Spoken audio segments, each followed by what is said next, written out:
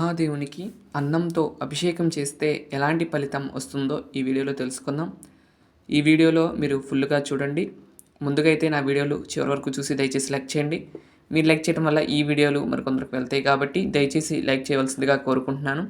ఇక్కడ ఈరోజు సోమవారం సందర్భంగా ఉదయం ప్రాతకాలంలో స్వామివార్లకు విశేషమైన స్నపన తిరుమంజన కార్యక్రమం, అలాగే మహాదేవునికి రుద్రాభిషేకము, అలాగే అమ్మవారికి కూడా అభిషేకము ఏకకాలంలో నిర్వర్తించడం జరిగింది.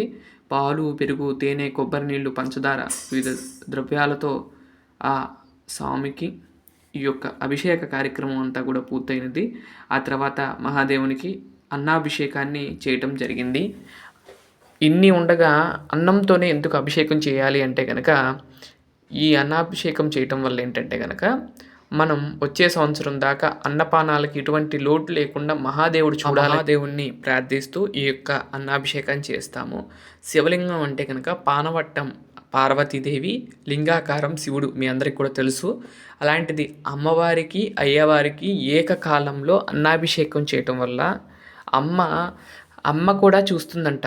ఎవరికి కూడా ఈ భూలోకంలో మళ్ళీ వచ్చే సంవత్సరం వరకు ఎటువంటి అన్నపానాలకి లోటు లేకుండా చూస్తూ ఉండమని అమ్మవారిని కోరుకుంటూ, అలాగే స్వామివారికి ఈ యొక్క అన్నాభిషేకాన్ని చేయటం అనేది జరుగుతుంది. ఇది నేను ప్రతి సంవత్సరం చేయటం జరుగుతుంది. పోయిన సంవత్సరం కూడా అన్నాభిషేకం అంగరంగ వైభవంగా జరుపుకున్నాం. ఈ సంవత్సరం కూడా మన శాంతి నిలయంలో అన్నాభిషేకాన్ని ఆ మహాదేవుడికి సమర్పించడం జరిగింది. ఈ కార్తీక మాసంలో వచ్చే సోమవారాలు ఒక్కొక్క సోమవారం ఒక్కొక్క రూపంలో మనకి స్వామివారు దర్శనం ఇస్తున్నారు, మీ అందరికీ కూడా తెలుసు. ఈ వారం స్వామివారు ఈ రూపంలో మనకందరికీ కూడా అనుగ్రహాన్ని కలిగించారు. మీరందరూ కూడా దర్శనం చేసుకోండి. ఆ స్వామివారి యొక్క ఆశీస్సులు పొందాలని నేను కోరుకుంటున్నాను. ఇక్కడతో స్వామివారి యొక్క స్నపన తిరుమంజనం కార్యక్రమం అంగరంగ వైభవంగా ముగిసింది. తర్వాత స్వామివారికి గంధము, తర్వాత స్వామివారికి విభూతితో అభిషేకం చేయటం జరిగింది. ఈ అభిషేకం అంతా కూడా పూర్తయిపోయిన తర్వాత ఆ తర్వాతే అన్నాభిషేకం అయితే చేస్తాము. ముందు పంచామృతాలతో అభిషేకం చేస్తే చాలు. ఆ తర్వాత స్వామివారికి అన్నాభిషేకం చేయటం చాలా విశేషంగా చేస్తూ ఉంటారు. చాలా చోట్ల ఈ యొక్క కార్తీక మాసంలో అన్న సమారాధన కూడా చేస్తూ ఉంటారు. కాబట్టి ఆ యొక్క అమ్మకు స్వామికి సమర్పించిన అన్నాన్ని తీసుకువచ్చి భక్తులందరికీ కూడా పెడుతూ ఉంటారు, అన్నపూర్ణాదేవికి. అందుకని ఈ కార్తీక మాసంలో ఒక్కసారైనా అన్నాభిషేకం చూసినా, లేదంటే అన్నాభిషేకం దర్శించుకున్నా, లేదంటే అన్నాభిషేకంలో పాల్గొన్నా కూడా ఆ అమ్మవారు, ఆ స్వామివారు కరుణ మనందరి మీద ఉంటుంది. కాబట్టి మీరు ఎక్కడైనా సరే అన్నాభిషేకం జరుగుతుందంటే కనుక తప్పకుండా వెళ్ళి ఆ స్వామివారి యొక్క అన్నాభిషేకంలో మీరు పాల్గొని ఆ స్వామివారి యొక్క మీ ఆశీస్సులు మీరందరూ కూడా పొందుతారని నేను కోరుకుంటున్నాను. ఎక్కడ కూడా మిస్ చేయకండి. ఎక్కడైనా సరే అన్నాభిషేకం జరుగుతుంది అంటే కనుక అక్కడికి వెళ్ళి అన్నాభిషేకంలో పాల్గొనవలసిందిగా నేను కోరుకుంటున్నాను. అలాగే ఈ అన్నాన్ని నేనేం చేస్తానంటే కనుక, కొంచెం అన్నాన్ని మేము ఇంట్లోకి తీసుకుంటాము, మిగతా అది పశుపక్షాదులకి ఇస్తాము. లేదు అంటే కనుక నదిలో కలపడం కానీ అలా చేస్తాం. కానీ అన్నాన్ని మాత్రం తొక్కించేట్లో కానీ తొక్కే చోటు కానీ ఎక్కడైనా కానీ చెట్లలో కానీ వేయకండి.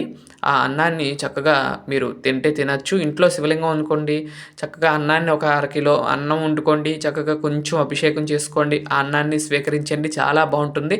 ఇంకా చెప్పాలంటే కనుక మామూలు అన్నం తింటే ఎలా ఉంటుందో అలా ఉండదండి, కొంచెం స్పెషల్గానే ఉంటుంది.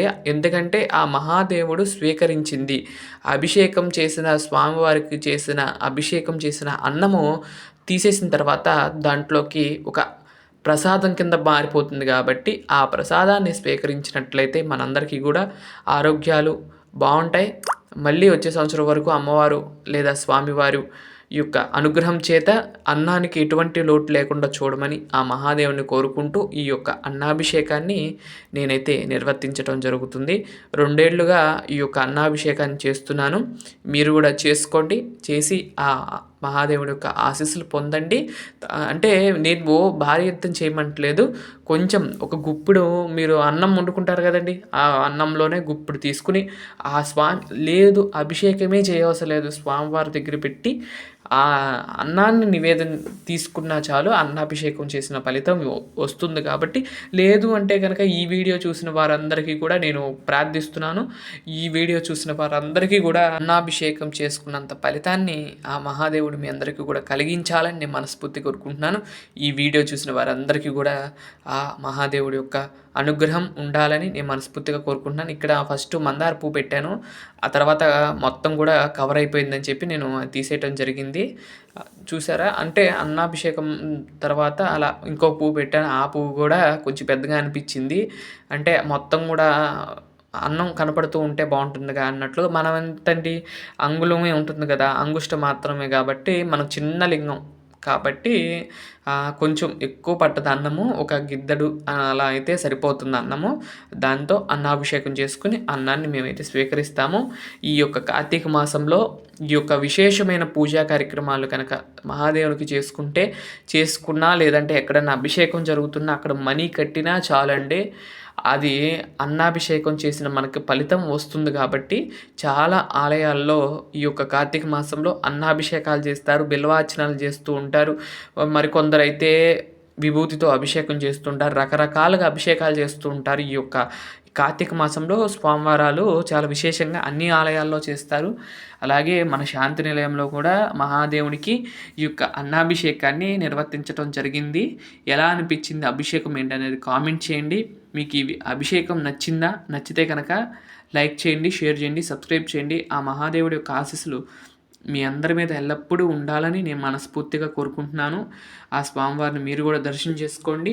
మీకు కూడా వచ్చే సంవత్సరం అయినా సరే ఈ యొక్క అన్నాభిషేకం చేసుకునే భాగ్యం మీ అందరికీ కూడా కలగాలని నేను మనస్ఫూర్తిగా కోరుకుంటున్నాను. ఎవరైతే ఈ సంవత్సరం అనుకున్నారో చేసుకుందామని, వచ్చే సంవత్సరం తప్పకుండా మీరు చేసుకోండి. ఆ ఆనందాన్ని మీరు కూడా పొందండి. చాలా అద్భుతంగా ఉంటుంది ఈ యొక్క అన్నాభిషేకము. మీరు కూడా చేసుకుని ఆ స్వామివారి యొక్క ఆశీస్సులు పొందాలని నేను మనస్ఫూర్తిగా కోరుకుంటున్నాను. ఇక్కడతో ఈ వీడియో ముగిస్తున్నాను. ఈ వీడియో కనుక మీకు నచ్చినట్లయితే లైక్ చేయండి, షేర్ చేయండి, సబ్స్క్రైబ్ చేయండి.